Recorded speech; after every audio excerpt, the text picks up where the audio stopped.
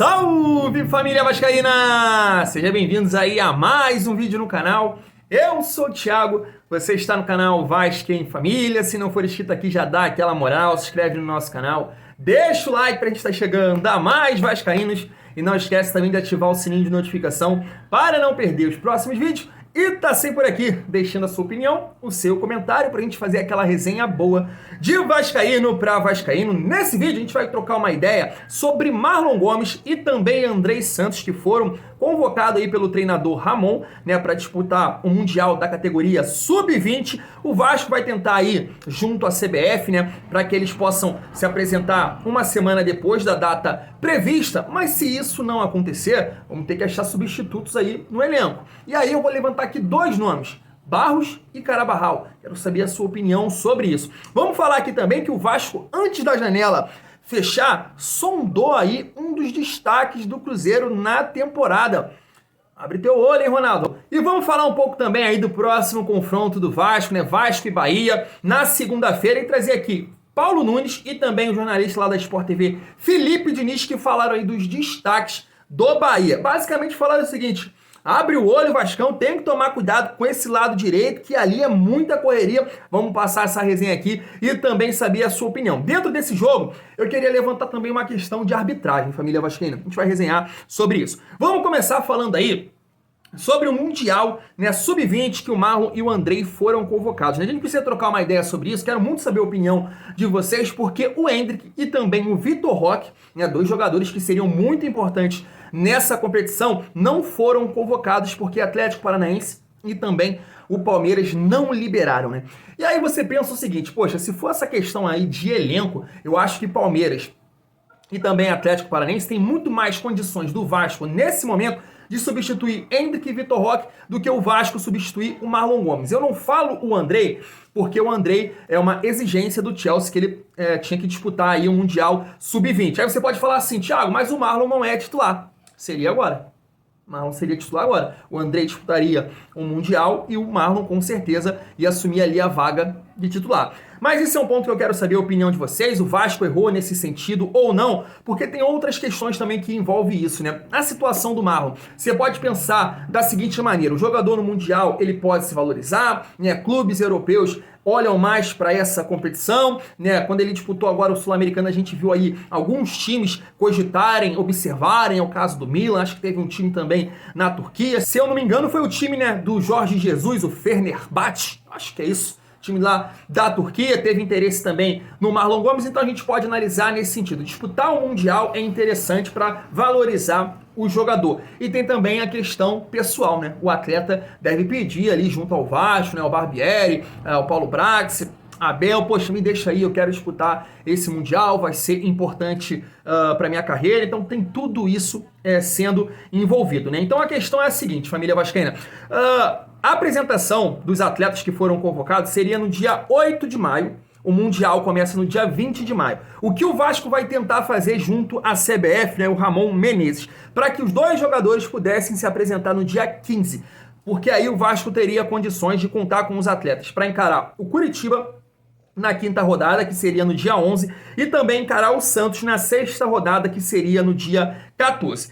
Se o Vasco conseguir essa situação, né, deles se apresentarem mais tarde, e o Brasil chegasse na final da competição, eles só ficariam fora dos jogos contra São Paulo, Fortaleza fora de casa, Flamengo no Maracanã, né, e o Internacional também fora de casa. Dentro de tudo isso que eu falei, a gente vai ter que aguardar para ver se realmente o Vasco vai conseguir aí junto à CBF que Marlon Gomes e Andrei possam se apresentar no dia 15. E o que cabe a gente aqui é debater. E aí eu conto com a ajuda de vocês. O Vasco hoje joga ali, né, com 3 volantes, podemos dizer assim, né? Rodrigo, Jair e Andrei Santos. Então você olha para o atual elenco, já que o Marlon também vai para a seleção, você vê o Barros como uma possibilidade, o Galaça também seria uma possibilidade, mas também tem aí o Carabarral, né, que poderia fazer ali o terceiro homem de meio campo. Então a gente vai ter que começar a pensar nessas possibilidades, já que esses dois jogadores que seriam importantíssimos aí na sequência da competição vão estar na seleção. Queria saber de vocês, qual jogador você prefere aí para substituir o Andrei Santos?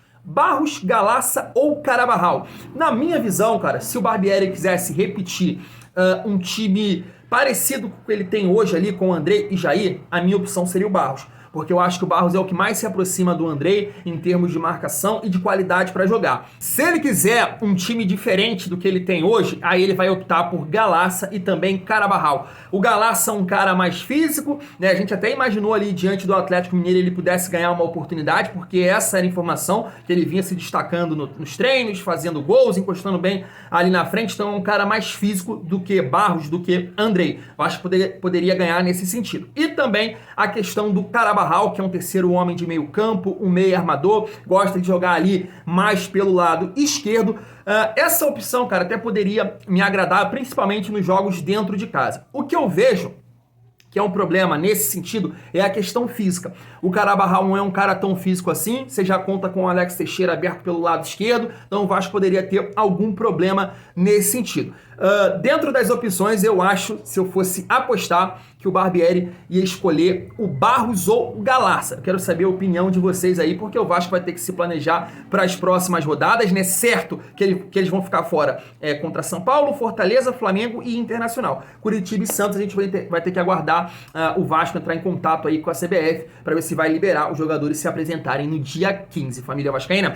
Vamos falar aí de uma informação do Gol, que o Vasco teria sondado um dos destaques do Cruzeiro. Recentemente até falei o nome desse atleta aqui, porque assistiu o Cruzeiro jogar contra o Corinthians e também agora na vitória sobre o Grêmio, e é um jogador interessante, cara, que cairia bem no Vasco, cara. Não sei se para ser titular, mas para compor elenco e até brigar por posição, porque é um jogador, um atacante que joga pelo lado esquerdo. E se trata aí do Bruno Rodrigues. A informação tá na tela para vocês, ó. Durante a janela de transferências do futebol brasileiro, Internacional e Vasco fizeram consultas sobre a situação do atacante de 26 anos. As situações não evoluíram para a proposta à época, mas a diretoria cruzeirense preferiu valorizá-lo, mesmo que ele tenha um vínculo de empréstimo na Toca da Raposa 2. Tá aí, cara, eu acho esse jogador interessante, ajudou muito o Cruzeiro na Série B no ano passado e vem sendo um dos destaques, sem sombra de dúvida. No ataque a gente pode dizer que é o principal jogador do Cruzeiro. Lá tem o Matheus Vital, que a gente conhece bem, Gilberto também passou pelo Vasco e ele vem chamando a atenção. É um jogador que tem uma jogada diferente, que tenta o drible, é rápido, ajuda a fazer a recomposição, jogador de muita vontade. Cara, realmente seria uma peça interessante se o Vasco tivesse aí conseguido essa contratação. Eu, pelo menos, gosto aí do atacante Bruno Rodrigues. Quase, hein, Ronaldo? Quase, meu amigo.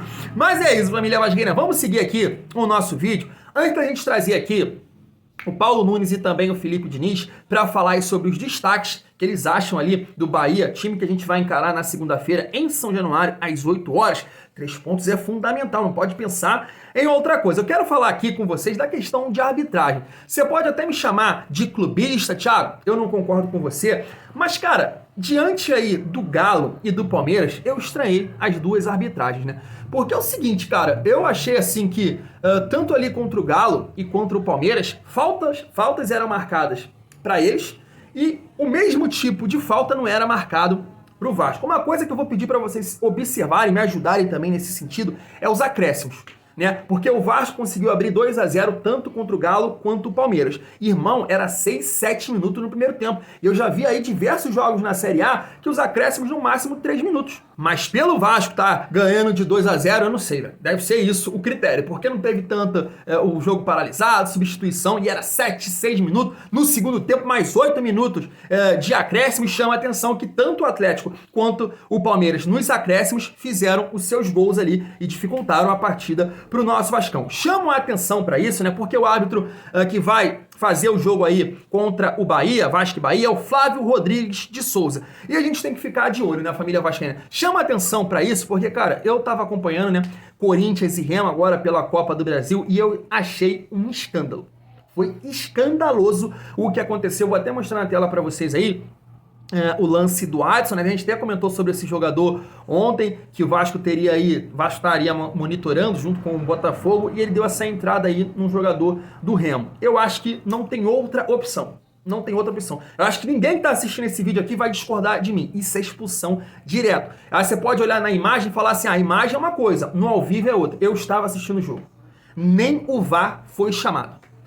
Na minha opinião, foi escandaloso. Escandaloso. Ali era para ser expulso e com certeza ia dificultar muito ali para o Corinthians conseguir essa classificação. Então chamam a atenção. Acho que o Luiz Melo, na figura aí de comandar, né, tá à frente na SAF do Vasco, tem que observar isso aí. Tá meio estranho as faltas que são marcadas aí para os nossos adversários. A mesma coisa não acontece para o Vasco. Então passa a observar isso aí, Luiz Melo, pelo amor de Deus. Então vamos trazer aqui o Paulo Nunes para falar aí dos destaques do Bahia que vamos encarar na segunda-feira. Olha só.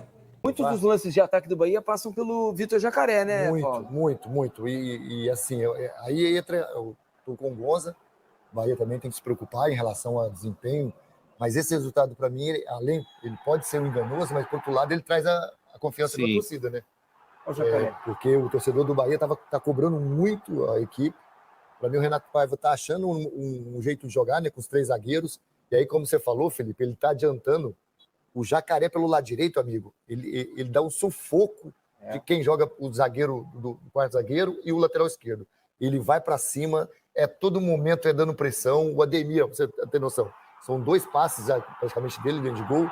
Você traz confiança do jogador, que é um jogador que pode entregar mais. Tem alguns jogadores que o Bahia ainda não estão entregando aquilo que pode. Eu acho que passa muito agora do treinador, né, do Renato Paiva, melhorar esses jogadores, porque o Bahia, individualmente, tem bons jogadores para fazer uma campanha boa na Série A. O Ademir, por exemplo, né, fez bons campeonatos no Atlético Mineiro, depois de se destacar pelo América, foi um ótimo reforço, sim, né, acho, para o Bahia. Aos poucos vai entrando, ele pelo lado direito ali, é um cara que pode fazer diferença para o Bahia ao longo da temporada. Se ele e Jacaré jogarem juntos ali, fica um lado direito interessante para ferir os adversários. Você falou, né? Tudo, porque o Ademir, normalmente, por característica, ele traz para dentro. Né? E o Jacaré pode aquele passar. Corredor ali tem que deixar para o Jacaré, porque ele passa atropelando ali, o que ele está jogando, a fase do Jacaré é muito boa. É isso.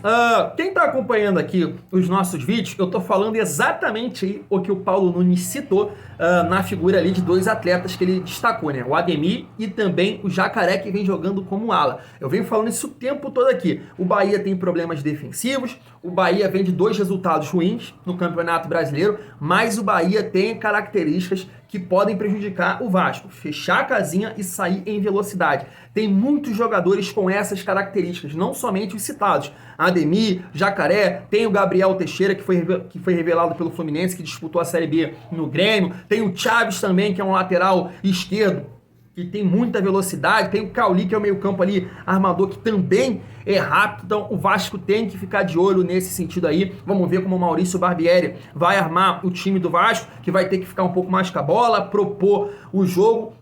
Então vai ser realmente aí um desafio para o Maurício Barbieri. Até falei aqui no vídeo de mais cedo que me passa assim uma confiança nesse sentido, é que o Léo e também o Bambu, que vem sendo titular, são zagueiros de boa mobilidade. Eles são rápidos, conseguem fazer uma boa recuperação, então pode ajudar nesse sentido, mas concordo aí com o Paulo Nunes, principalmente o Jacaré vem sendo destaque aí do Bahia jogando como ala. Joga ali com 3 zagueiros e ele tem total liberdade para atacar. Então a gente vai ter que ficar de olho nesse sentido aí, família vascaína. Eu vou ficando por aqui. Se você gostou do vídeo, senta o dedo no like. Não esquece também de se inscrever aí no nosso canal. Tamo junto.